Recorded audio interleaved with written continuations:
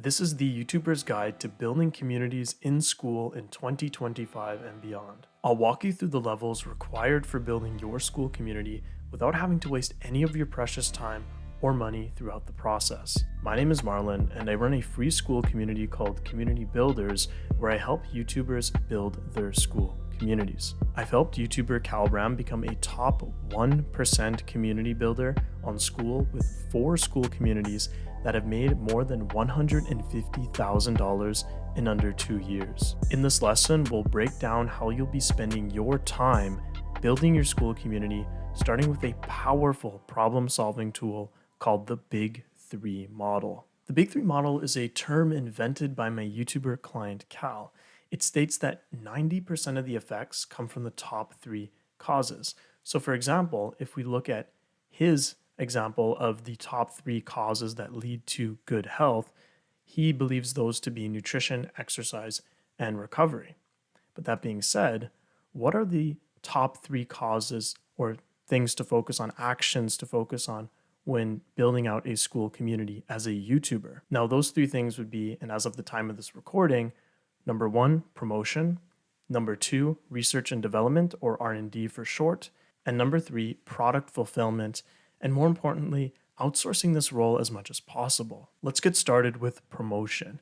As a YouTuber, the single most important thing you can do for your school community is to promote it. Because without promotion, you don't get any views. Without views, you don't get any new members. And without members, your school community never grows. You should aim to spend 80% of your time promoting your school community, and with the rest of your time, you should be focused on R&D and product fulfillment. So for example, if you're a content creator working a 40-hour work week, it would be wise to spend approximately 32 of those hours promoting your school community through the creation of YouTube videos, for example, and the remaining 8 hours on R&D and product fulfillment. Now, if, for example, you're in the routine of working a short 4-hour work week, you'd simply spend approximately 3 of those hours on promotion and approximately 40 minutes on R&D and product fulfillment. Now, what does promoting a school community look like for a YouTuber? Well, simply put, promotion for the YouTuber consists in publishing content, videos, shorts, hosting live streams, making YouTube community posts, or even running an email campaign on the side.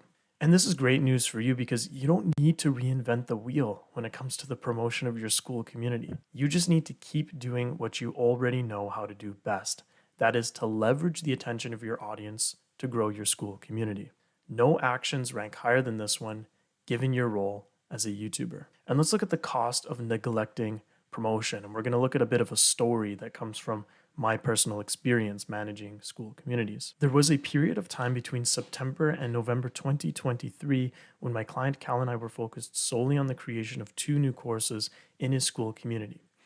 Now, the prioritization of these projects was indeed a sound idea from a product fulfillment angle, but in committing predominantly to course creation, Cal had switched his promoter cap to a product fulfillment one, and because of that, consistent uploads to YouTube stopped, which in turn resulted in lower amounts of new members joining his community and therefore less sales. Now, to be fair, those courses were promised to be released as soon as possible for members, and they also demanded a lot of in-depth health-related research that I wasn't personally fit to conduct myself given my lack of expertise in the subject matter. That is, the research couldn't be outsourced to me, the community builder or admin. However, in looking back, and if we had to have done things differently, we could have perhaps committed to any one of the following strategies. We could have promised longer timelines for those courses. We could have focused less on courses and more on community, which in aggregate would have cost less time to fulfill and would have still been valuable to members. And we could have released the course modules as we made them instead of waiting till the entire course was fully complete before releasing. All of these options would have freed up Cal's time to promote his community through the production of YouTube videos. So you understand as a YouTuber that your main role when you have a school community is not actually to focus 100% of your time on the school community. The majority of your time will be spent promoting your school community through the creation of YouTube content that you already know how to do best. But to further drive this point home of really focusing solely on the YouTube promotion side of things, let's explore a story that actually comes from the movie The Matrix. So there's a scene in The Matrix where the main protagonist Neo finds himself captivated by a stunning woman in a red dress. The distraction of this woman ends up being a trap. She was a test designed to pull his focus away from the mission at hand. And in the same way, as a YouTuber, you'll constantly face your own woman in the red dress moments. These moments manifest in the form of work tasks that may feel productive but ultimately pull you away from your highest leverage task of promotion. For example, course creation is valuable for lots of Skool communities, but if the creation of courses consumes the majority of your time as a YouTuber, you risk neglecting your role as a YouTuber, which is publishing content and promoting your community. Therefore, avoid getting distracted by things that feel like progress but don't directly bring in new members. The more you chase perfection and product fulfillment, the easier it is to fall into the trap of inaction when it comes to promotion. Of course, this is all easier said than done. I understand that when you're just starting out, you'll have to pull your fair share of the weight when it comes to the planning and building of your Skool community. That might mean that you have to sacrifice some of your promotion work hours to allocate towards R&D and product fulfillment tasks. Now, ideally, you have a community builder on your team to outsource work to, but if you don't, what's important to do in such cases is to set the expectation that you won't be able to spend as much time promoting through the creation of your content, and therefore will in all likelihood see a decline in the amount of new members that are joining during that period of time. But here's the encouraging part. Once your assets are built, they last forever with minimal maintenance required. That is, once you've built your courses, training, checklist, guide, lecture, or challenge, it's here to stay, and all you have to do is maintain it and at the most tweak it a little over time. So if you can't outsource much of your building work early on, just understand that there's a significant time cost up front that is then followed by a more manageable recurring time cost afterwards. So all in all, here are your action steps from this lesson.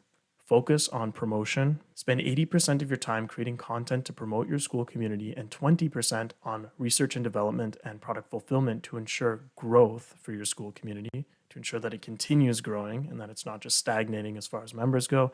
Avoid distractions. Stay committed to promotion and don't get sidetracked by tasks that may seem valuable but that don't directly bring in any new members. And of course, set realistic expectations. If you're building solo or have a small team but lots of assets to build out, expect slower growth at first, but remember that once those assets are built, they require minimal upkeep in the future.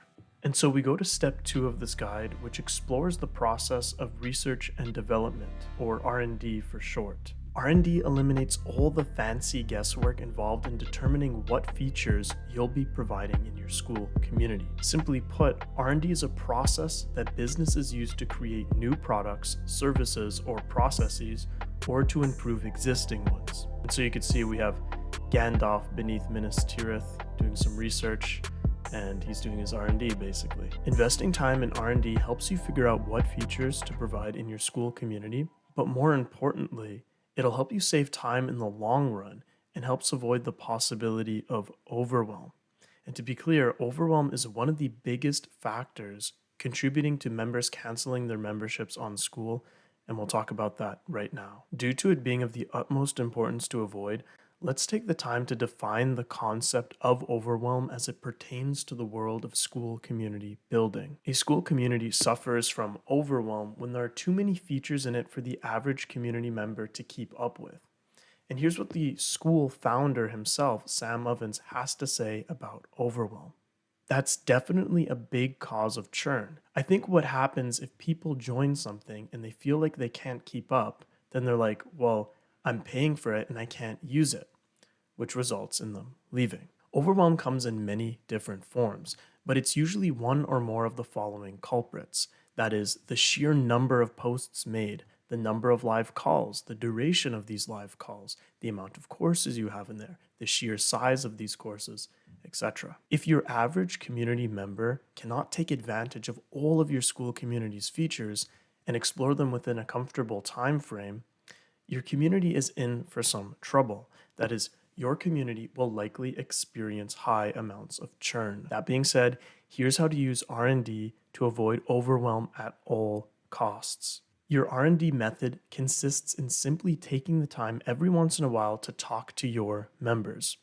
Your members have all the answers, so just talk to them. Moreover, R&D for your Skool community starts well before you've begun actually building it. Here's what Cal, the YouTuber client that I work with, did long before he launched his Skool community and long before taking on my services. He made a brief YouTube video that was literally less than 2 minutes, declaring that in a few months' time he'd be launching his first paid Skool community experience. He outlined his vision for the community, that is, its purpose, as well as the features he thought it would have at launch. He also added a call to action to that video, encouraging his viewers to sign up to a waiting list, and more on that later in this guide. Between the time of that video's release and the launch of his first Skool community, all of the proposed features had drastically changed. And not only did Cal's proposed ideas change, but they ended up changing for the better. Now, how did this happen? What happened between the release of his announcement video and his community's launch that resulted in these beneficial updates? Cal simply requested feedback from his audience in a one-to-many research format.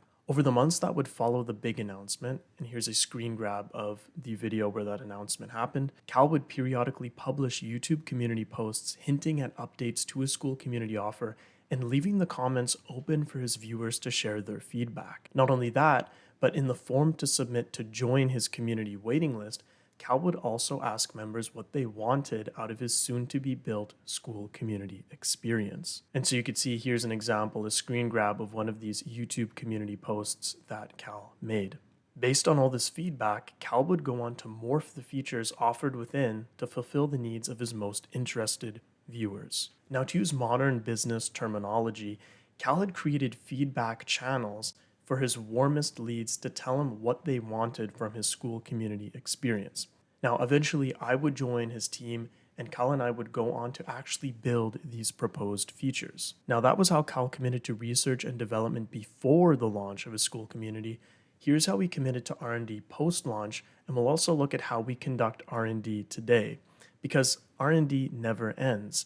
If you want your Skool community to stagnate, hit a plateau in terms of improvement, and simply wither away, then stop allocating time to R&D. But if you want your community to consistently make improvements over time to its feature set, then follow this advice closely. Right after launching his first Skool community and after onboarding the first 50 founding members, Cal made sure to hop on as many one-to-one 30-minute calls with his members free of charge. The transaction here wasn't monetary, but it was nevertheless a transaction that would bring Cal lots of money in the future. By trading his precious time as a busy YouTuber and entrepreneur to talk to almost 50 members for 30 minutes at a time, Cal was getting a feel for who his members were, why they decided to join his community, what their desires and goals were, their pain points, etc. And armed with this knowledge, Cal and I would go on to further hone the feature set of this community. This was the one-on-one way of conducting R&D. In the months that would follow, we would also make use of Google Forms to request ongoing feedback from both new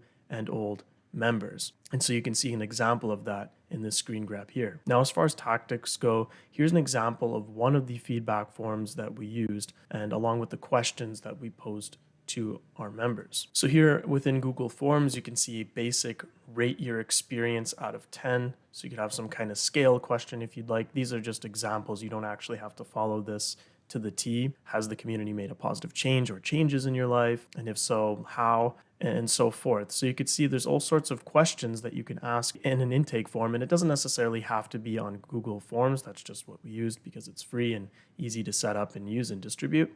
But this is just an example of what you can do with research forms such as this one. Now, other forms of research and development consisted of Cal and I simply conversing with members during live call events. Otherwise, members reach out through Skool DMs to share their feedback and ideas for future features, which upon further consideration, Cal and I either go on to build or not. Now let's talk about advanced research and development, right? Because you could take your R&D to a whole new level. And only a small number of YouTubers or content creators watching this video will actually implement the following piece of advice. It's not for everyone, but its effects are powerful to say the least. And that advice is to literally live with your Skool community members for a few days. And so you could see a picture of Cal and I, who are not actually in frame here, living with some of the school community members that we manage. And so back in September 2024, Cal and I did just that. All the way back in March of 2024, Cal had conceived the idea for what he would call a growth house, a location where he and a select few of his school community members could live together for a few days, meld minds, and make strides in their respective businesses or career paths. We developed this project over the months that followed, and the next thing we knew, we had flown out to Austin, Texas, and were eating steak dinners with some of our most diehard community members. And so you could see us here in Austin, us hanging out, watching a course, us having a delicious steak dinner. Now, how does living in a house for a few days with subscribers or community members and eating steak dinners have anything to do with research and development, you may be wondering, and rightfully so? Well, it does. A lot, actually. As discussed earlier, the research aspect of research and development consists simply in talking to your members. This typically happens over Zoom or through direct messages and lasts anywhere from a few seconds to a few minutes at best. Well, what if you talk to your most diehard members for not only hours, but for days? What if you could just sit up from your work area, walk to the living room, and literally ask your ideal member all the questions you've ever wanted to ask them? Do you think that this would help improve your business? It certainly does. You see, during our first Growth House event, Cal and I used this time to talk with members and bounce ideas off them regarding our future school projects. We would then brainstorm, develop, and hone these ideas based on the conversations that we had between ourselves and the members in attendance at the Growth House. And Cal and I benefited from this power boost to the business for 2 weeks, and we both agreed that during our time at the Growth House, we'd accomplished an entire month's work in just 2 weeks' time. And so you could see us here in this image pretending to be serious, but what was actually happening throughout this entire process of 2 weeks was that we were actually getting together and talking with our ideal customers, talking with our most diehard community members and Cal's most diehard subscribers. So it's really quite a powerful tool to make use of. Moreover, we had built the foundations for a project that will make Cal hundreds of thousands, if not $1 million in the years to come. So don't sleep on this advice. If it makes sense for you to meet up in real life with your members for a few days to discuss business, hang out, and get feedback from them, then by all means do so. I guarantee that your business will see immediate positive changes. So here are your options when it comes to doing R&D for your school community. When it comes to the pre-launch, before you launch your community, you can get feedback from an announcement, post, or video, and from waitlist forms. Post-launch, you can do one-on-one calls with individual founding members. As far as ongoing R&D goes, you can converse with members during your live calls, send out feedback forms periodically, and just simply DM members or have them DM you. And as far as advanced forms of research and development go, seriously, don't sleep on in-person meetups. They can definitely make significant positive changes to your business.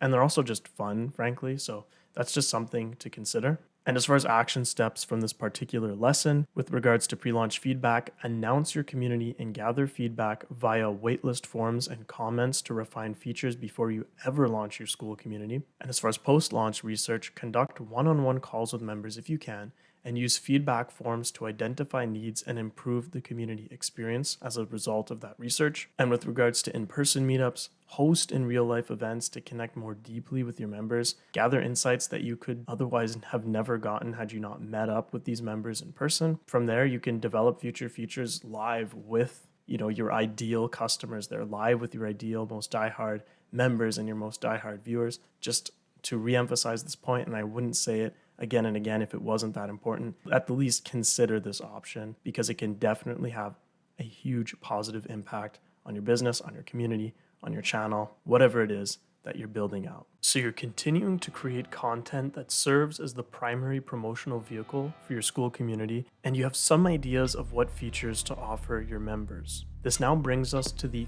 third step of this guide, which is product fulfillment, where you'll be choosing, building, and delivering on the features of your community. When you deliver on your product, or more specifically, your school community offer, number one, member retention increases. Number two, you gain a strong reputation. And number three, your revenue increases. But it's not just the good stuff you'll get. By delivering on your school community's promise or offer, you'll also avoid member dissatisfaction, reputation damage, and revenue loss. And so, to get all the good stuff while avoiding the bad, here's what you do. Number one, make promises you can keep. Number two, prioritize fulfilling high leverage community features only. And number three, have members fulfill themselves. And we'll talk about all these points starting now. Starting off with making promises that you can keep. One of the easiest ways of keeping promises to your members is to simply promise less features in your school community. I realized the importance of providing less but fulfilling more deeply on a core few features when I started working with my YouTuber client, Cal. When we launched his first school community, we had promised the imminent creation of 2 courses. The founding members were excited, and so were we at the idea of delivering on these projects. And these were the 2 courses that we worked on. We got started on them with the expectation that they would take no more than a couple of weeks to build out. After all, what is a course if not several hours of content that can be recorded in a day or 2, we thought. And boy, were we wrong. Because of the heavy research involved in course production, those quote-unquote few weeks turned into a few months. Luckily for us, our members were understanding, patient, and occupied with other features like our weekly live calls and the community interaction itself. But had we not had any other features available, a community that entertained themselves, or members that were understanding, we would have been in trouble. We could have seen high amounts of churn and demands for refunds as a result of those promised features being absent for some time. I bring this story to you so that you don't fall into the same trap. In hindsight, we could have promised mini courses instead of mega ones. We could have released course modules as we made them instead of waiting until the entire course was finished before publishing it. The lesson here is that we promised more than we could deliver on in a short window of time. Now, to be fair, we didn't provide members with any precise deadlines for these courses because they were the first courses we actually ever made, and we didn't know how long they would take to build. But we also didn't expect them to take as long as they did. As a creator, this may seem intuitive, but it can be often forgotten that lots of big features naturally cost lots of time for you to fulfill. So be very, very calculated with the features that you offer your members, because in all likelihood, they will cost you 3 times more time and effort to make than you think. Now, that story only involves 2 courses. Can you imagine promising a whole suite of courses and a bunch of other community features on top of that? If you're promising the moon, then you have to understand that you're setting a bar high in terms of what's expected out of your community experience. This is okay if you can actually fulfill your end of the bargain, but if you promise the moon and fall short of it, your members will be dissatisfied with your community because they didn't receive the outcome that they signed up for, that you promised them. Now, you may want to deliver a wide panorama of features in your school community, but realistically, can you do a good job at delivering on all of these features at once? The question is especially relevant when you consider it within the context of the time management advice covered earlier in this guide. That is, can you fulfill a wide community feature set while also spending approximately 80% of your work hours promoting your community through the creation of content? Chances are no, especially when you're just starting out and are either solo or have a small team. It is therefore key that you manage the expectations of your prospective members by simply promising them less. To be clear, I'm not advocating for the dilution of your community offer. Quite the opposite, in fact. I am, however, recommending, based on my years of experience in this field, that you focus on delivering to the best of your abilities. No more than 3 core features in your school community, and I'll share some examples of what this could look like. At the time of this recording, I'm the community builder and admin in 5 school communities.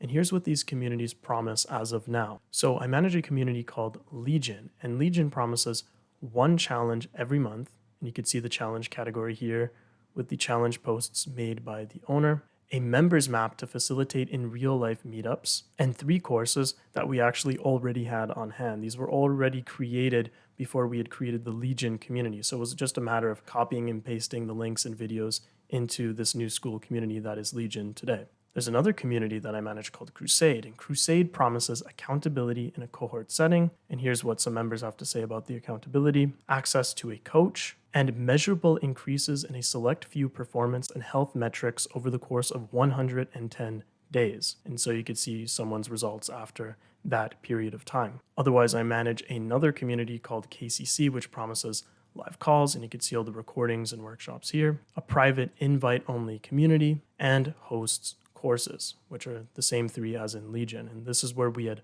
originally created these courses in KCC and just brought them over to Legion afterwards. There's also Avatar State Meditation School, which promises day-by-day meditation guides for 30 days in a row. As you can see here, where I've posted the daily trackers for these daily meditation challenges. And Community Builders, which is my own community, and it just gives you all the resources required to start a Skool community in no more than 30 days. So when you strip away all the marketing fluff, these communities boil down to a few core promises, or in other words, the features they offer. These aren't massive lists or overwhelming value stacks. Instead, they are a select few important features, and because there are fewer features to fulfill, they're easier for management to deliver, and prospects perceive a higher likelihood of receiving 100% of what they signed up for. By focusing on no more than 1 to 3 core features in your community, this is how you promise less and deliver at a high standard on all of your promises. And so you can see here, promise less, fulfill deeply, promise more, but fulfill shallowly. Now that you understand that you only need to choose a few features to implement in your Skool community, which ones do you actually choose? And that's what we'll be covering next. Make sure that you're prioritizing fulfilling high leverage community features only. Based on your findings during your periods of research and development, you should have a concrete idea of what features the majority of your audience wants to experience in your Skool community. It is now your responsibility to triage through these recommendations to see which features are worth building in your Skool community and which aren't. I'm reluctant to provide any specific examples of what features you should build because these will depend heavily on the inclinations and desires of your particular audience, or more aptly, the avatar that you're serving. That is to say that one YouTuber's audience may want a series of courses, whereas another YouTuber's audience may want a challenge or a series of live calls. Now, in truth, it all depends on what your audience wants. Hence the importance of undergoing pre-launch, post-launch, ongoing, and even advanced forms of research and development, as seen in the previous section of this guide. So if you don't know what features to build for your members, then you simply haven't done enough research and development, and I encourage you to revisit the previous section to gain insight regarding this most crucial step of the Skool community building process. And so you can see Gandalf here beneath Minas Tirith doing his own research. That's why I put him there. It would be convenient for me to tell you that you should just simply build out the most popular recommendations from your members, or from your prospective members, but that isn't actually the best course of action because not all community features are born equal. That is, some features have short-term value, while other features have long-term value. Of course, we're interested in playing the long-term game, so we'll be focusing on the features that reap rewards for both you and your members in the long run. Let's start off by exploring a community feature that your audience likely wants and may have even expressed explicit interest in, but that isn't necessarily going to benefit you or your community in the long run, unless you know how to integrate it appropriately into your Skool community offer. Let's talk about the course trap. So you can see the course trap in action here, metaphorical of course. If you've made it this far into the guide, you already know, based on my experiences, just how long a course takes to create, but that isn't the only problem that courses have. Now, before we uncover what these problems are, I want to be clear that I am by no means anti-course. That is, I understand the value of them, I love learning from them, and I even enjoy making them. But you have to understand that communities don't have to have courses in them to be of immense value, and I'll explain why. All too often, I see beginners on Skool not launching their Skool community yet because they believe that they need to build a course and have the courses available in the community on day one. And what's even worse about this is because a course takes so much time to build, there's so much research involved in it, there's so much development involved in it. What happens is that oftentimes these beginners who want to create a course before they actually launch their community, they don't end up ever finishing that course because it's just too much to build out. It's too much of a daunting task, too large of a project for them to undergo, especially if they're creating videos on the side or other content. And so they just abandon the project altogether. And as a consequence, abandon building their Skool community, which was the goal in the first place. So let's not do that, right? And so the question is, why do beginner community builders, and myself included when I got started, believe that they require a course in their community for it to be worthy of launching? Where was it written that you need to have courses in your community? Just because Skool has a classroom tab to host courses, why must it be used? Well, chief among these reasons is that courses are perceived as highly valuable features. Not only do prospective members perceive your catalog of courses as valuable and are therefore more likely to join your community as a result of them being hosted there, but you also perceive your courses as valuable due to the amount of time and effort that you poured into them. So, where exactly is the problem here? Aren't both members and management satisfied in this instance? Yes, they are, but there is a catch. Once a course is viewed by a member, its perceived value diminishes. Just like how a brand new car loses value when you drive it off the lot, a course loses its perceived value the moment it's watched.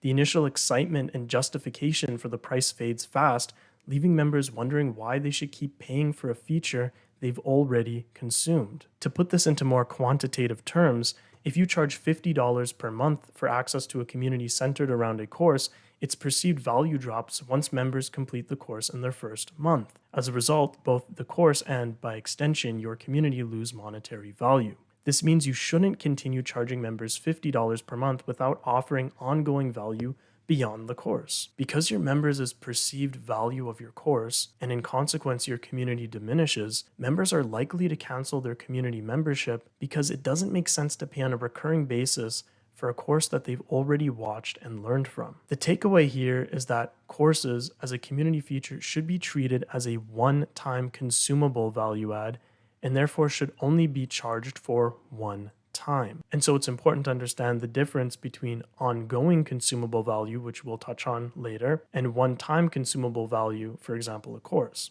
If you want to charge on a regular basis for access to your community, then you're going to want to feature ongoing consumable value adds like live calls, in-person meetups, access to a private community or network, access to an expert, etc. These are all features that have recurring value and therefore justify having a recurring price tag. Again, and to be clear, I am not anti-course. In fact, most of the communities I manage include courses. My point is that, like most creators entering the world of community building, you'll likely feel inclined to include courses in your community, and your audience, based on research and development, will likely want those courses too. However, you need to be careful with how you integrate a course into your community offer. It's not as simple as assuming a course holds indefinite value, making it the core feature of your community, and slapping a recurring price tag on it. There's nuance to hosting a course within a community, and that's what I want to bring to your attention in this lesson. To go back to our example of a $50 per month course-centric community, there are a number of different strategies that can be implemented to remedy the situation. I'll also share with you a strategy that may seem like a viable and indeed valuable solution, but can hurt your community in the long run and therefore should be avoided. There are 6 course strategies discussed in the following lesson. Number 1, having no course. Number 2, having a course as a bonus feature. Number 3, having surprise courses, and we'll talk about what those are. Number 4, having a one-time fee for courses plus a recurring fee for the community. Number 5, having a recurring fee for the community plus a one-time fee for the courses in the classroom tab. And number 6, annual billing to host lots of courses and mitigate churn. Let's jump into it. Number 1, no courses. In this instance, you don't feature a course at all, and instead you go all in on the community side of things. That is posts, live calls, events, etc. This will undoubtedly save you lots of time from having to build a course in the first place. Moreover, it's a well-known phenomenon in the info business space that people buy an online course and literally never engage with it. Some buy it and never watch a single minute. Others watch a few minutes or hours but never complete it, and some watch the entire course but never act on the information inside. From a business standpoint, this might not seem like a big deal since the business still technically pockets the money. However, if you're watching this guide and you take any pride in helping your audience see results and experience real transformation, then the idea of your members not engaging with your material, not learning anything, and not taking action should be troubling. You want your members to change for the better. And you want that positive change to be associated with you so you can build your reputation and brand as a creator. However, since you're likely an educational creator watching this guide, this zero course approach isn't going to be a realistic option because you probably intend on imparting some kind of information or theory to your audience through your community, which brings us to the next strategy. Number 2, a course as a bonus feature. A similar tactic involves having courses but not positioning them as the main focus of your community's feature set. In this case, think of your courses as bonus add-ons to your core offer or cherries on top of your core community's feature or features. And you can think of this as the carrot on a stick method. In these cases, you're leveraging the perceived value of courses to convert prospects into community members without making the course the main course, for lack of a better term. You basically get to have your cake and eat it too. That is, you capitalize on the appeal of courses without losing members once they've completed them, because courses were never emphasized as the main draw to begin with. The key is setting the right expectation up front, positioning the course as a bonus or extra cool thing that just so happens to be in your community rather than it being the main draw itself. When members view courses as a cherry on top rather than the whole cake, they're less likely to leave after consuming it. This is what we do in KCC, a community that I manage. Originally, KCC's Future Set emphasized 3 in-depth courses. Over time, and as my client Cal and I developed our community building skills and decided to make those courses non-exclusive digital assets, we de-emphasized the importance of courses in KCC in favor of more community building features like live calls, a private tight-knit invite-only space, member-made content, in-person events, etc. Number 3, surprise courses. Another option would be to not market your course at all, but still put it in the community so that when a member joins, their expectations are exceeded. And this is what I do in Community Builders, my private community. I don't display the courses that I have on the landing page so that when a member joins, they're actually pleasantly surprised to see that there are extra features for them to explore. Bear in mind that Community Builders is a free community and therefore friction to join is very low. If Community Builders were paid, I'd market the presence of courses on its landing page in an effort to increase conversions. Number 4, a one-time fee for courses plus a recurring fee for community. Now, if courses and training must be the focus of your community, here's what to do. Charge a one-time fee when members first join, since courses are one-time consumable deliverables, and then charge a lower recurring fee for the ongoing value that your community provides.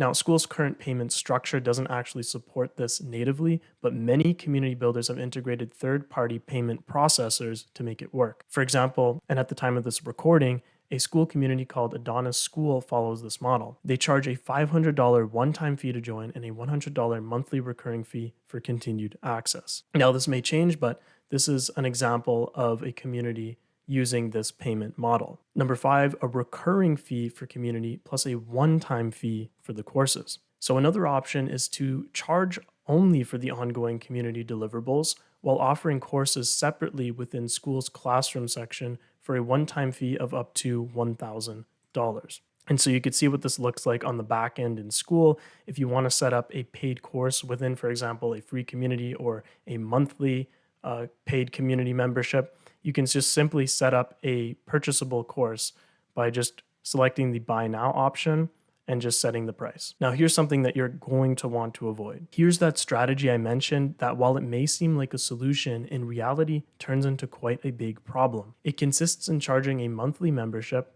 but offering a brand new course each month. Your members get a new course each month, which makes it less likely that they'll churn because each month you're offering a new course, which prior to viewing is perceived as highly valuable. This strategy promises that members are more likely to stick around each month in order to gain access to next month's course. So basically, your members get new value on a monthly recurring basis in the form of new course, and you benefit by having higher retention or less churn in your community. Sounds like a win-win, right? Not quite. This is actually a recipe for disaster because in order to keep your members fulfilled in the community, more courses have to be made, which costs you more time. As you know from the stories I've told you in this guide, courses do indeed take a long time to build. Moreover, a high number of courses will also result in overwhelm in your community. Can you imagine for a second a new member's reaction when joining a community that produces a new course every month? What if he joins 3 years in? This member will likely be intimidated at the idea of having to catch up with 36 several hour-long courses. And if he can't catch up with them or even watch a significant portion of them, he's likely to leave because he's not getting his money's worth. This is why communities with lots of courses eventually see high churn. For example, there was a time when, again, to use Adonis Skool, this particular Skool community as an example, it was pumping out a course pretty much every month, and it went from around 2,000 members to around 600 now. There were other reasons that played into this high churn, but in my opinion, as a community builder, I suspect that this course-centric strategy played a significant role in it as well. So here's the question: why do people actually fall into this trap? Now, it probably has to do with the fallacy that more must equal better, which just isn't true. Of course, having covered the concept of overwhelm in this guide, as well as the idea that you should have no more than 3 core features in your community, you know that when it comes to community building, that less is actually more. You see, people often confuse the community business model with that of the course business model. These business models indeed overlap quite a bit, but they're not the same beast and therefore should not be treated the same way. Differentiating between a course business model and a community model could be its own video topic, so I'll restrain myself and continue instead by sharing with you a strategy for featuring lots of courses in your community while mitigating churn, which takes us to number 6, annual billing to host lots of courses and mitigate churn. Doesn't necessarily have to be lots of courses, but if you're going to have lots of courses, this is definitely a good solution for you to implement. This strategy involves billing annually, as churn tends to be lower with annual memberships due to the look back window effect. Now, this effect occurs when a member reflects on the value they've received from your community over the past billing cycle. And now annual billing extends the look back window to 12 months, giving you more opportunities to provide value compared to a monthly billing cycle where the shorter period limits the number of significant value adds you can deliver. And I learned about this effect from entrepreneur and content creator Alex Hormozi. I take no credit for it. Now let's dive into the figures. A study conducted on around 20,000 membership businesses found the following churn rates. Businesses charging monthly memberships had an average churn of approximately 10%, and this is roughly about 20% monthly churn on Skool to be exact. Businesses billing quarterly had about approximately a 5% churn, and businesses billing annually saw just approximately 2% churn. So it's clear that billing annually is in your best interest to reduce cancellations and collect more cash up front. Skool also offers the option to charge both annually and monthly at the same time, allowing you to offer your audience a choice of billing cadence. Now let's connect this to course strategy, returning to our example of a $50 per month course-centric community. If the focus is on courses, you'll likely experience around 20% churn each month because after completing your course, members will reflect on what they've gained from your community over the past month and will likely only see the value of the course they completed. Since courses lose value once they're consumed, your members might view the community experience as lacking in value and decide to leave. However, with annual billing,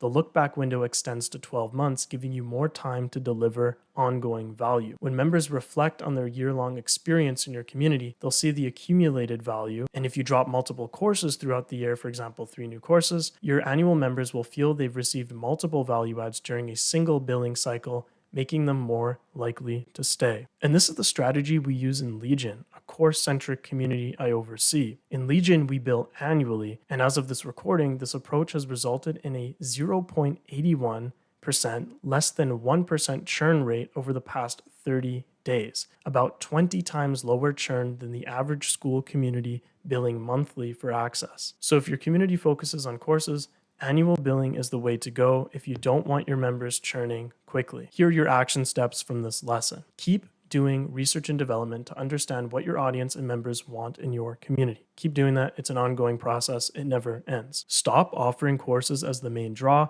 as they tend to lose perceived value over time and therefore lead to higher churn rates in your community. Treat courses as an add-on or bonus feature rather than the core offering. And thirdly, keep offering ongoing consumable value that justifies recurring payments, such as live calls, in-person events, and a private network. Because of their highly perceived value and adoption as a core feature in many Skool communities, we focused a lot on making courses work as a community feature, even though they aren't necessarily the highest leverage community feature to offer. That being said, which features are indeed the most high leverage for a Skool community to have? Let's explore this together in the next part. As of the time of this recording, for around 2 years now, my YouTuber client Cal and I have spent hundreds of hours optimizing for Skool communities and have figured out which community features are worth delivering to members. I'll share with you our findings so that you can learn them in a matter of minutes without having to spend hundreds of hours and thousands of dollars to come to the very same conclusions. In your Skool community, the features that strengthen communication are the ones that you're going to want to invest your time, effort, and money into because communication builds community. It's literally in the name. So let's focus on optimizing communication between members on Skool so that we can encourage a sense of connection and avoid creating a dead community environment. To this end, we'll explore together live calls, in-person events, and perhaps more importantly, something called MGC. A simple rule of thumb is that if a community activity involves FaceTime, it's good for the community. When I say FaceTime, I'm not referring to the iPhone app, though if you want to FaceTime your community members, then by all means they'll probably enjoy it. By FaceTime, I'm referring to the activity of conversing with one or many human beings while being able to see their faces. That is, through in-person and live call events. Let's look more closely at these events, starting with in-person ones. It almost goes without saying, but in-person events are king. As fun and fulfilling as online communities can be, they will never match the depth of connection that real-life in-person interactions provide. Speaking from experience, in-person events are the fastest way to build meaningful connections. Stories are shared, spontaneous conversations unfold, inside jokes emerge, and even off-topic discussions contribute to a strong sense of relatability, all in a short period of time. While these interactions can happen in online school communities, text-based exchanges will never match the depth or speed of connection that comes from actually talking to people face to face. That said, you can have the best of both worlds by creating a hybrid experience that blends a virtual community with real-life meetups through in-person events. These events can take many forms. They can be short and simple, like a one-day hike or a group dinner at a great restaurant, or they can be longer and more immersive, such as a multi-day retreat or a week-long trip to an exciting destination. Live calls, on the other hand, are the closest approximation to an in-person experience and cause less friction because they're not location dependent, making them way more accessible to the majority of your members than in-person events, and therefore a great feature to have in your school community. Now, in-person events and live calls may seem like obvious social elements to include in a community, but many community owners fail to prioritize features that have face-to-face interaction. And there are reasons for this, which I'll explain. Despite all the good that live calls and in-person events bring to a community, they are not without their problems. Chief among these problems are the logistics involved in organizing synchronous events. For in-person events, the main constraint isn't timing, but rather the friction of attending due to geographic distance and the associated costs. For example, if you host events in the US, Americans will naturally find it easier to attend than Europeans. That said, some non-local members will still go out of their way to attend such events. Back in September 2024, my YouTuber client Cal and I hosted an in-person event called a Growth House, where some of Cal's most dedicated members and subscribers spent a week working, hanging out, and engaging in activities together. Despite being a minority among attendees, 3 Europeans literally flew to the US just to be there. So it is possible for non-local members to attend in-person events, but it certainly comes at a high friction cost that not all members are willing to make. As for live calls, beyond the obvious fact that your members all lead individual lives and have differing schedules, there's always the insurmountable problem of time zones. There's no getting around the fact that if you have an international community, which most creators do, you're going to run into time zone problems, meaning that there will always be a percentage of your school community members that will never be able to comfortably attend any of your live call events due to where they live and by extension the time zone they reside in. For some members, your calls will always be too early, and for others, your calls will always be too late. That being said, I will teach you how my client Cal and I mitigate these problems to the best of our abilities. The most diplomatic thing you can do is to have the community agree upon a time and date that, on average, works for the majority of members. You'll have to accept the fact that there will always be members who may want to attend these events, but will never comfortably be able to do so due to time zone constraints. This is where recordings come in as the next best thing to attending a live call. It's not a perfect replacement by any means, nor live nor interactive, but it's the only compromise that allows members to feel on some level that they've attended these live call events. To get everyone to determine a time to meet, when we first started Cal's community KCC, we made use of this free-to-use website called When to Meet, which collects your members' time zones and outputs the common areas of availability, at which point you can make a decision on what date and time to host your live call events at. It's for these reasons that in-person events and live calls aren't always the priority feature of many school communities. As powerful as they can be in terms of facilitating connection amongst members, they're logistically challenging to organize as a result of time zones and geography. However, that doesn't mean that they're not worth implementing though. Here are the action steps. Host live calls at times that work best for the majority of your members. Use When to Meet to figure out when to host your community's live calls. And once a week is a good call frequency to start at in a paid Skool community. In the first community that I manage, we started with 2 to 3 a week, and it was a bit too much for members and management to keep up with on a consistent basis. Remember the lesson on overwhelm because it applies to the duration and quantity of live calls as well. Sprinkle in-person events here and there if you can. For example, Cal and I plan on hosting at least one big in-person event a year. More importantly, go all in on the communication channels that the majority of your members prefer. No matter how sound all this advice may be, your members should ultimately decide which channels of communication they want to engage with in your community. This is why we commit to research and development. If most of your members want more in-person events, make them a core feature of your Skool community. If they prefer live calls, double down on those instead. Some communities may not even want in-person and live call events and prefer to use instead the community forum, posts, comments, and replies. So if that's what your members engage with most, just lean into that. Speaking of which, posts, comments, and replies are all built into how communication works on Skool. They don't include FaceTime, but they still have the power to build a sense of community at a slower pace, which isn't necessarily a bad thing since communities take time to grow anyways. Virtual relationships, much like relationships in the real world, cannot be forced. Rather, they unfold organically over time. So, having brought up posts, comments, and replies, let's talk about the most important part of this section, MGC. MGC stands for Member-Generated Content.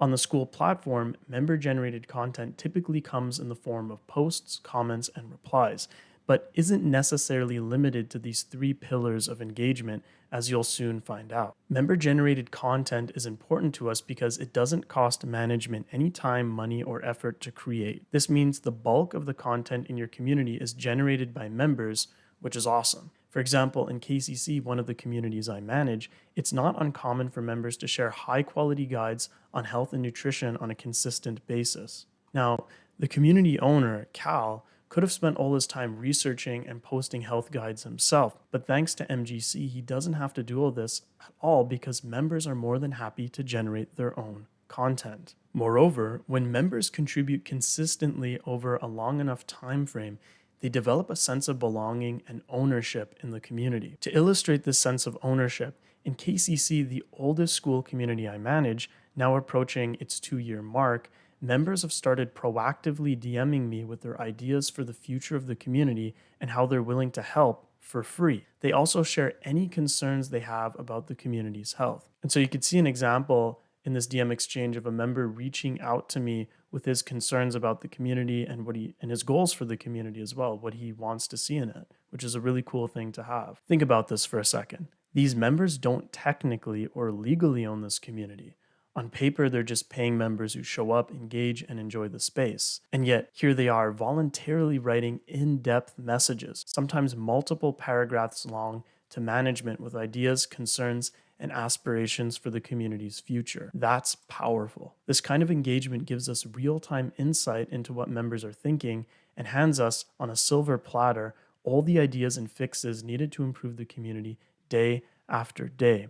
And again, for free. Some members even want to help implement these ideas just to see them come to life faster. And because of this, we've now reached a point in KCC where members are organizing their own live calls and even going so far as to create member-made courses. How amazing is that? Think about all the work these members have willingly taken off our shoulders. And so you could see in this DM exchange example, a member's reaching out to me because he wants to start a KCC casino night call. And over here, a member's organizing an entire member-made course. The community owner no longer needs to create content, write posts, host calls, or even make courses. These contributions from Cal are now a matter of when he wants to add new value rather than an obligation to. That's a powerful position to be in as a community owner or builder. Imagine running a community where whether or not you choose to post, host a call, or create a course, it doesn't matter because your members are already doing it. This is the power of a bottom-up community culture instead of a top-down one, where the owner is the sole authority or guru creating the posts, calls, and courses. And to visualize that, this is what you want. So you could see these colored circles are your members.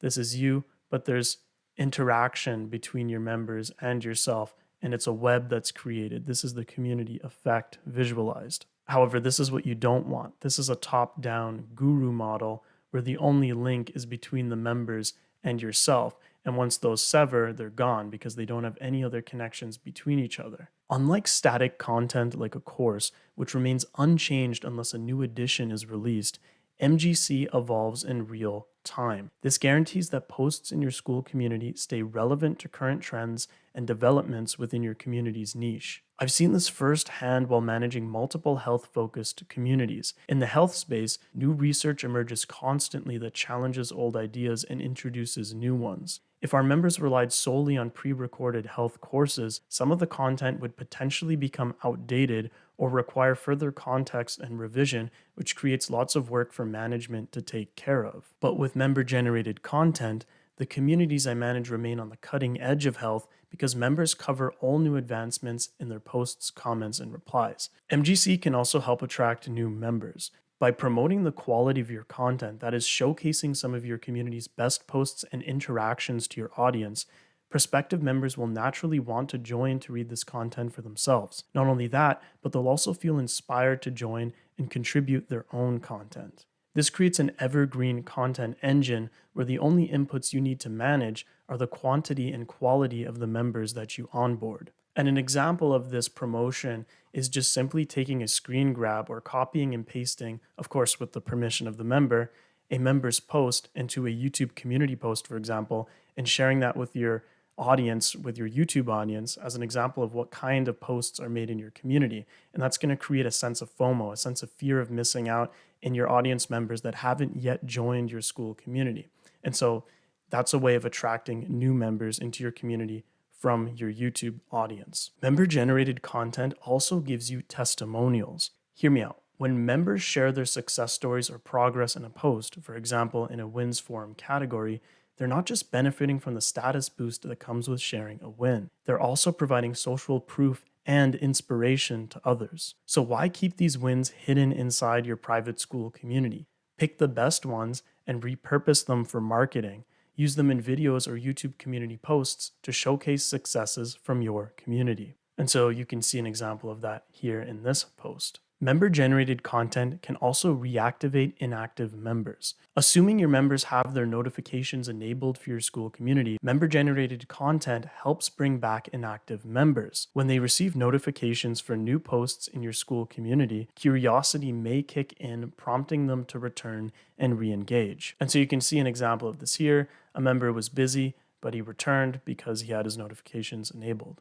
That was a comprehensive overview of the benefits of member-generated content, but there is, however, one downside that MGC can have. If you've made it this far into the video, you're already familiar with this problem. If you guessed overwhelm, then you guessed right. Too much member-generated content can lead to burnout on the part of the members creating the content and a sense of overwhelm on the part of the members who have to catch up with all that content. For example, when my client Cal and I launched a Skool community called Legion, we saw 10,892 activities in a single day. And so you could see that day right there when we got started, 10,892 activities, which is a lot. To put that into perspective, a Skool community with 3,000 activities per day is already considered highly active. At launch, we'd essentially tripled that benchmark, and it showed. The forum feed was a waterfall, overflowing with new and unread posts. At the time, I was the only community admin in Legion, meaning I had to read every single one of these posts, a process that took hours. I imagine that for those daring enough to keep up, it took hours of their time as well. However, for the majority of members, this flood of activity was likely overwhelming, especially for newcomers to the Skool platform. Not only were they learning the ropes of a new website, but they were also hit with a massive wave of member-generated content right from the start. Fortunately, over time, the daily activity naturally tapered down to a more manageable level. The takeaway here is that the only real big concern with member-generated content is having too much of it. Luckily for you, this is a problem that you're likely not going to experience anytime soon, nor are you going to experience it for long periods of time. In the case of Legion, this uptick in MGC was a result of a successful launch campaign with lots of hype leading to plenty of excited members making all sorts of contributions. That launch hype, no matter how amazing your community is, will eventually settle down at some point. That was the theory surrounding member-generated content. Now let's get into the action steps. How do you get your members to create MGC? An easier way of wording this question is, how can you get members to engage in your Skool community with minimal input from you, management? For the purposes of answering this question, let's explore KCC, the community I manage that has the highest quality MGC. That's not to say that the other communities I manage don't have high quality member generated content, but by and large, KCC is the group that features the most high quality MGC. By highest quality MGC, I'm referring to the semi-subjective quality of the posts, comments, and replies that are made by members in your Skool community. High quality MGC is relevant to your group's subject matter or niche, is interesting or novel or insightful, inspires discussion, is well written in the language of the community, for example, English if you have an English community. So let's consider the opposite to help put things into further perspective. That is low quality MGC. Low quality MGC is unrelated to the subject matter or niche of your Skool community, is uninteresting or unoriginal or uninformative, doesn't inspire any discussion, and is poorly written in the language of the community, for example, poor English if you have an English community. Getting members to create high quality MGC starts before you even onboard members into your community. To a large extent, high quality MGC is a function of attracting quality leads to your Skool community. In this case, let's define a quality lead as a prospective member who shows promise in terms of being able to create high quality MGC when they eventually join your community. Luckily for you, as a YouTuber, you excel at capturing the attention of your audience and directing it towards your offers. So most of the setup in terms of attracting and onboarding quality leads into your Skool community is already done. The only difference here is that if you want to truly vet for the right kinds of members for your Skool community, it would be wise to introduce a step before they join. This step involves asking prospective members a few questions before granting them access. Even before I started working with my client on his community KCC, its owner Cal had already implemented this process. For example, long before launching his community, he set up a basic Google form to screen potential members. He would then review their responses to determine who would be a good fit for his soon-to-be launched group. In terms of what to ask your prospective members, that really boils down to who your audience is, and more importantly, who are you looking to attract from your audience? To this end, a prompt such as, "What behaviors does my ideal community member exhibit?" will help you narrow down the possibilities in terms of what questions to ask in your application form. In terms of setting up your application form, there are many tools to this end, such as Google Forms, Typeform, and even Skool's membership questions plugin, which allow you to ask your prospects questions before they join so that you can see if they're a good fit or not based on your subjective criteria of what an ideal Skool community member is. And so you can see Skool has a built-in membership questions function here, or plugin as they call it. Bear in mind that a form will create friction in terms of people applying to your community, which is either a good or bad thing depending on the goals you have for your community. For example, maybe you do want prospects to go through a long and detailed application form just to see who's really motivated to join your group. Or maybe you want a large number of members in your group, in which case you either shorten your application form or you don't have one at all. These are important details for you to figure out and experiment with. Once you've vetted for the right kinds of members and they joined your Skool community, what do you do next? You highlight member behavior, and more specifically, you highlight the kinds of member-generated content that you, as the community owner, want to see more of from the members in your community. How is this done? Number one, a member makes a piece of MGC that you highly approve of. When you're just starting out your community, it'll be your job to post the type of content you want to see to set an example for members that they can model. Number two, you then temporarily highlight this piece of MGC by pinning it to the top of the community feed. And number three, the pinned member gains status, and the other members who want that status will try to make posts of equal quality or more so that they may have their post pinned next. Whoever has the next greatest piece of MGC gets pinned, and the cycle continues. Simple and effective. And so you can see an example of a pinned member post here, but there's one problem. You can only pin a maximum of up to 3 posts at any given time to the top of your Skool community feed. as you can see here in this image. This is a problem because what happens when you have too many good pieces of MGC that you'd like to highlight to the rest of your community? Moreover, what happens when you want a number of important announcements or key posts to remain indefinitely pinned and not be replaced by these highlighted member posts? As you can see, 2 out of 3 of these pinned posts are actually management-made announcements. And so there's 1 member-made post. So what happens if you want to keep these management announcements up there, but include or pin rather more member-made posts? Well, luckily for you, there are 3 solutions that I have experience with. Number 1, highlight those posts in a single post of your own that hyperlinks to the member-made posts in question. You can then pin that single post instead of having to pin 2 or 3 member-made posts. This also allows you to highlight as many member-made posts as you desire. When I started managing and building at the community KCC, we did this a lot. Every week, in fact. At the time, we called this tradition the weekly best posts. And as the name implies, we'd simply highlight in a single management-made post a number of member-made posts that were deserving of highlighting to praise the authors and to also inspire other members to make similar quality posts of their own. And so you can see an example of that here, where we're simply hyperlinking to the member posts. And in this case, we were able to include in a single pin post 4 member-made posts. The second solution involves pinning these posts to a Hall of Fame classroom course module where they can be easily found and enjoyed for a longer time, since they're not going to get lost down the forum feed when new posts are made. And so you can see an example of that here. We've just created a course in the classroom section, and we just pin all the high quality member-made posts to it. And that's what that looks like here inside of the course. Number 3 involves creating an entire forum category in Skool to store posts of note. That way, all a member has to do is enter that category and they'll see all the high quality pieces of MGC stored there. This is something my client and I do in his community, Legion. So you just create a forum category here, and we call it best posts,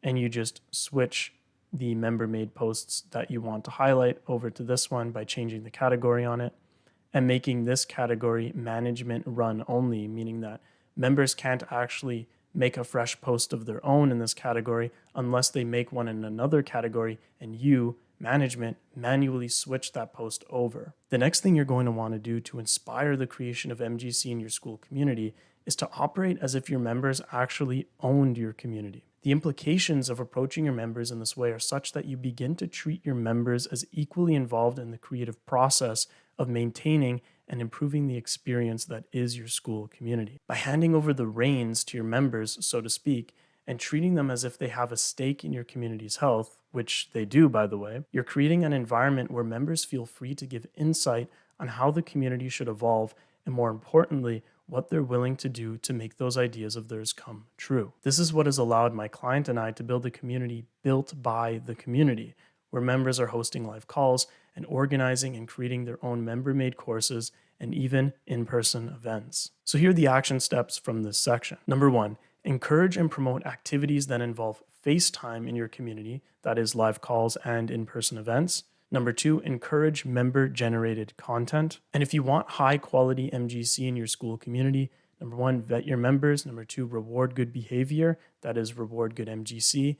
And number 3, let your members take the reins. And lastly, double down on the preferred communication channels. Commit to research and development to identify which communication channels, for example, live calls, in-person events, forum posts, etc., your members prefer to engage with. Prioritize those to maximize engagement and avoid wasting effort on low-impact features. My client Cal and I have experimented with lots of software over the past years of building and managing 4 Skool communities, and so I'll share with you, completely unsponsored by the way, all the important technologies we use that integrate and enrich the Skool community experience, not only for us management, but for our members as well. Now, as important as technology is, if you're anything like me, you might even take it for granted at times and lose sight of its importance when caught up in your day-to-day online business activities. It's therefore important that we remind ourselves why we're even using tech in the first place. My most recent reminder of technology's importance actually came from Skool's co-owner Alex Hormozy. He says, technology allows you to do more of what you currently do. It allows you to do what you can already do even better. Technology lowers the skill requirement to do anything. And so without further ado, let's look at some tech. This will be a shorter segment because while I can recommend all the technologies my client Cal and I use, their utility and relevance to your specific community operations will of course vary. At the same time, my goal here isn't just merely to say get your hands on some live call hosting software. Like, I'm not just going to apply some broad brush here. Instead, I'll share exactly what software we've successfully used over the past few years, so you don't have to waste any time conducting any unnecessary research. That said, I still recommend doing some research on your own to ensure these tools fit your needs and, more importantly, those of your members. I just don't want you to fall into the trap of over planning,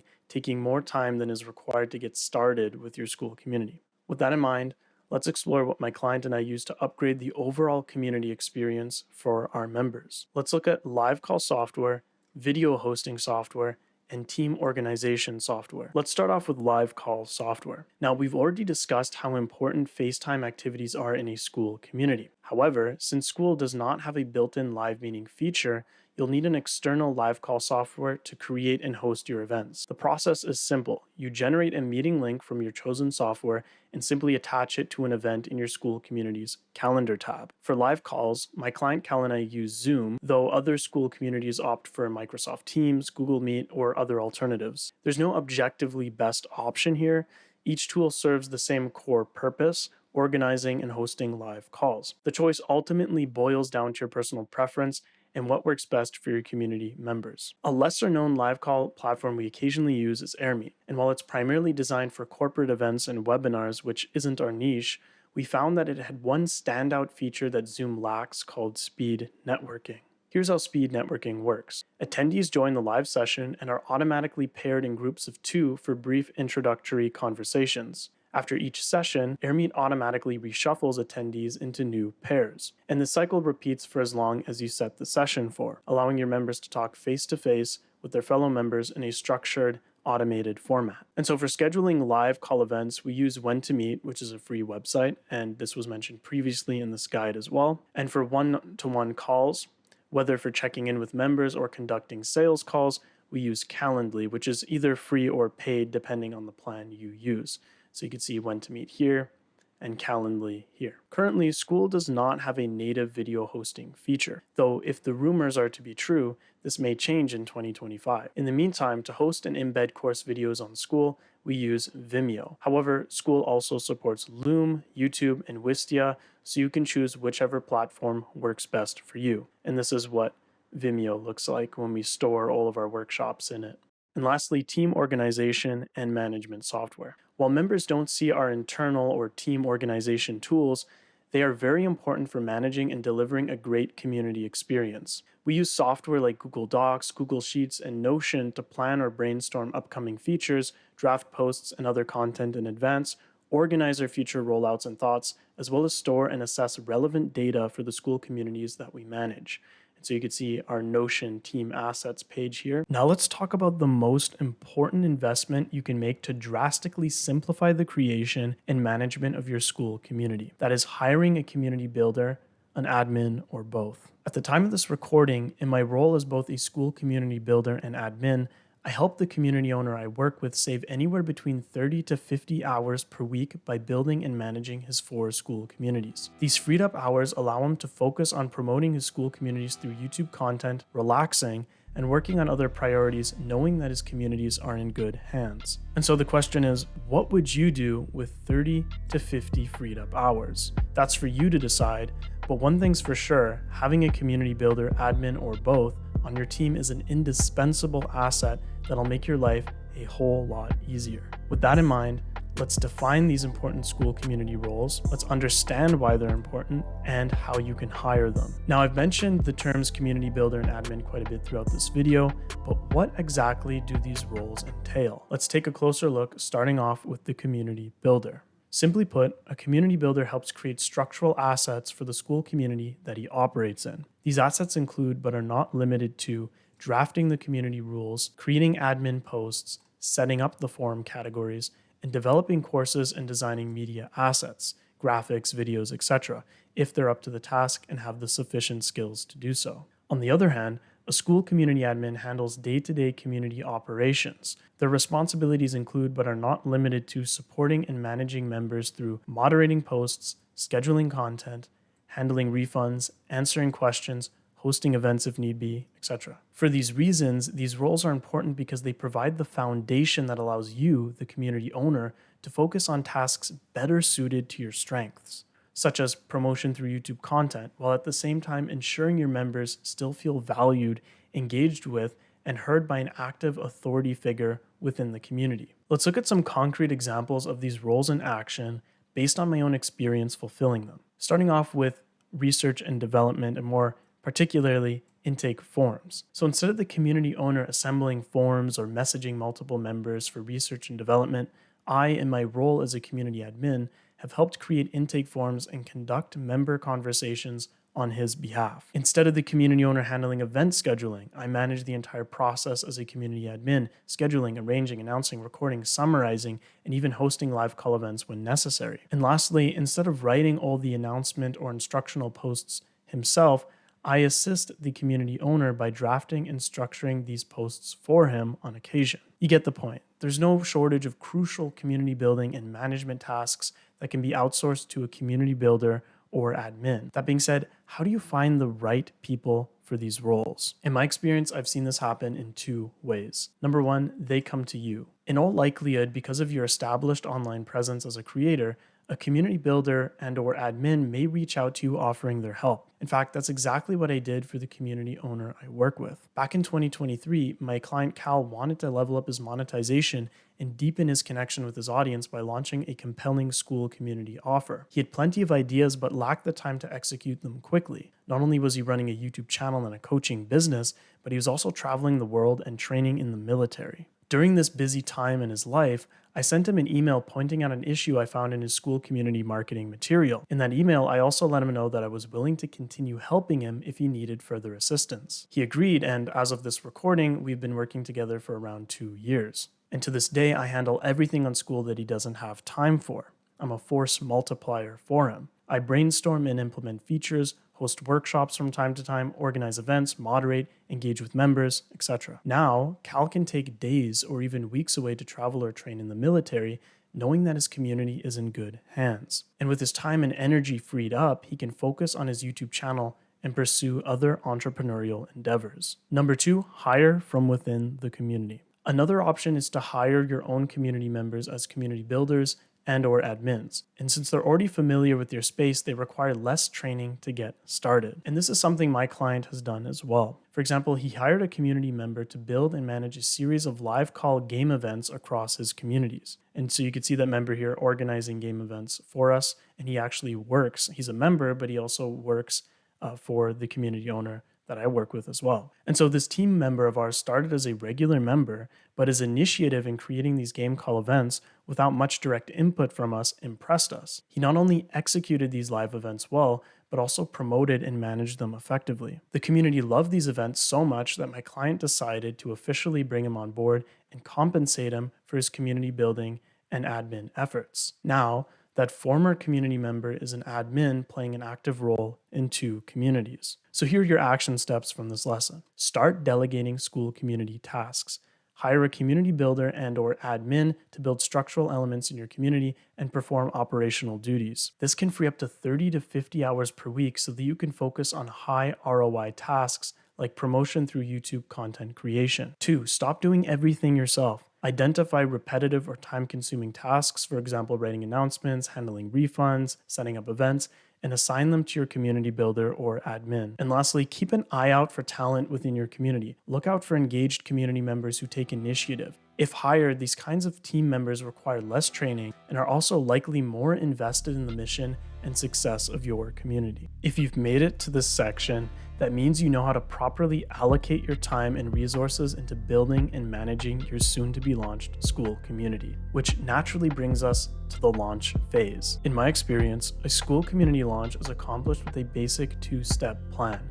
That is, number 1, a pre-launch, number 2, the actual launch itself. That's it. There's no need to overcomplicate this process. Now let's dive into the specifics. When it comes to getting off on a good foot with your Skool community, I recommend having a pre-launch or private opening before your official public launch date. But what is a pre-launch exactly? In the context of a Skool community, a pre launch is the phase before the official launch where you gather your founding members and optimize the community experience before it's go time. The goal is to ensure that when your community officially opens, there's already momentum in the form of a culture brewing, as well as some engagement in the form of member generated content, and clarity with regards to your Skool community's purpose and offer. You could just jump straight into a public launch, but that's risky because you're assuming that your community offer and features are 100% primed and ready to go, which in all likelihood they're probably not. This is why I recommend testing things out beforehand in a smaller, more manageable group environment with less consequences if things don't work out. This is why big businesses will always have prototypes and split test products and services with their ideal customer avatars before placing their products on the shelves of stores. Plus, this is the online community business that we're dealing in, and because of that fact alone, you should not be building your community in a vacuum. Build it with real-time feedback that comes from having a few dedicated members around. Therefore, the main objective of your Skool community's pre-launch is to test the member experience, namely the community offer and the onboarding process. In doing so, work out any problems that arise and do your best to fix them. Once these problems have been fixed, then and only then should you consider publicly launching your Skool community. Important to note is that you're going to want to set the expectation well in advance that you're actually conducting a pre-launch for your Skool community. You don't want any pre-launch members to unknowingly have joined your prototype community, only to find out that there aren't a lot of members around or a suite of fully polished features to engage with. Let your founding members know that they're the first guests. That way they'll understand why things aren't all up to speed and why many features may change during this pre-launch period. In terms of getting started, you don't need a fancy sales page or a large marketing campaign to set up your community's pre-launch. For example, when my client first started, all he had was a video announcing his idea for a Skool community, a few YouTube community posts reminding his audience about the community idea, and an occasional email keeping it top of mind for his subscribers. And each of these pieces of content included a call to action to apply as a founding member, which was enough to get the ball rolling for his pre-launch. How many members do you want in your pre-launch? In terms of how many members you're going to want to have in your community during its pre-launch phase, this isn't going to be a lot of people. My client Cal and I started with around 50 founding members. Now, you don't have to copy that exact founding member count. In fact, it's a little bit high. But just make sure that you have a good amount of quality people in to get the ball rolling without there being a ton of management to do. This assures that you and or your team have sufficient time to deliver your offer to the founding members while also fixing problems and changing things before actually committing to a full-fledged launch. And if for whatever reason your pre-launched community isn't working out, in Skool, so long as you cancel your 2-week free trial before its end date, you'll be able to pull the plug on your pre-launch community test without having to 100% commit monetarily. Now it's time to set the dates for your pre-launch and official launch days. Make sure to have around a 1 month or 30-day period of time between the pre-launch and the official public launch. For example, my client Cal and I held a pre-launch for his first Skool community on September 1st, 2023, and then officially opened the doors publicly to his audience around 3 to 4 weeks later. That said, if you need more than 30 days to test your community, feel free to extend your pre-launch testing phase. There's no shame in taking your time to run this experiment. To illustrate the importance of this, my client and I spent nearly 6 months building out an entire cohort-based community program just to observe how members would respond to the offer, navigate the roadmap, and engage with its various features. None of these experimental members paid either. They all joined this for free for 6 months. We were running an experiment that is only now yielding returns in the tens of thousands, thanks to the groundwork we laid beforehand. You don't have to go to the same lengths we did, but we were committed to creating a well-oiled engine of a community experience, and it definitely paid off. As a quick aside, we built systems for this community that have resulted in just 25 members generating higher engagement metrics on some days than our other communities, which have anywhere between 200 and 1,000 members. That level of engagement took 6 months to design, test, and refine. And so you can see here in our daily activity metrics section that just 25 members have done 453 activities in one day. And just to put things into perspective, a healthy community operates at 200 activities a day. And we're talking a community that has hundreds of people. This has just 25 people. So it's quite amazing, the system that we've built out in this particular community. Of course, this is an extreme example. You don't need to spend 6 months pre-launching and testing your community. But if you have multiple elements to experiment with that require time and data to validate, it may be wise to add another week or month to your testing phase. Now, how do you get the right people to join? Obviously, it's important that the founding members in your pre-launch are the right fits for it. You can, of course, qualify good fits through your messaging and marketing material, but if you want to be sure that you're onboarding the best fits for your Skool community's pre-launch, you might consider making use of an application form. In fact, this is the tool that my client made use of when vetting for good fits for his first Skool community's pre-launch. Now, what does the application do? It prevents poor fits. It provides a sense of being chosen. It assures that members fit a certain amount of requirements, and it creates friction, which could either be a good or bad thing depending on your goals. In creating an application form, ask yourself, who do you want in your community and who do you not want in your community? You as a creator likely have a preference for who it is that you want in your community and who you don't want in your community, and that's okay. For example, maybe you want type A personality types who are quite extroverted and who will therefore likely make posts and initiate discussions. An application with the right qualifying questions would help you vet for this kind of fit. On the other hand, if you don't want members who are, say, beginners in a certain field and you only want advanced people, an application form would help you out with that as well. In fact, simply having an application form, regardless of its content, creates enough friction to deter unmotivated or mildly interested individuals from applying. This means that those who take the time to complete the form are already more motivated and genuinely interested in your community. To be clear, I'm emphasizing the value of the application form model because that's what my client and I have experience with. However, you might not have strict member preferences. Your offer itself might act as a qualifier, or you may prefer a frictionless pre-onboarding process. That's entirely up to you. Now that you've set up an application form or chosen not to, successfully filtered for the right members during your pre-launch, and completed a successful testing phase, it's time for the official public launch of your Skool community.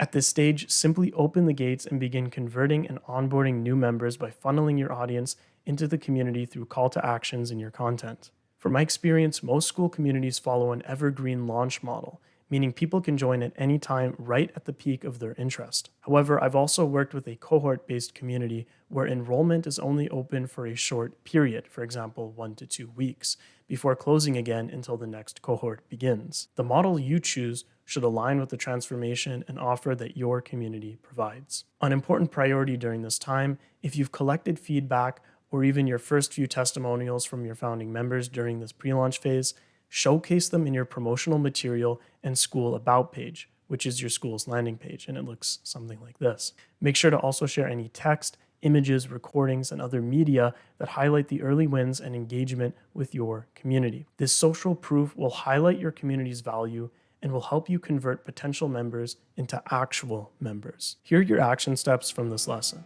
Start with a pre-launch. Before publicly launching your Skool community, invite a small group of founding members to test the community experience. Set clear expectations that this is a prototype phase to gather real-time feedback. Qualify members with an application. Use an application form to filter for quality members. This prevents poor fits, creates exclusivity, and ensures the right culture and engagement from the start. And lastly, leverage social proof. Collect testimonials and success stories from pre-launch members and showcase them in your marketing materials and Skool community landing page to boost credibility and in turn, conversions. And that, my friend, is how you start a Skool community as a YouTuber. Thanks for watching.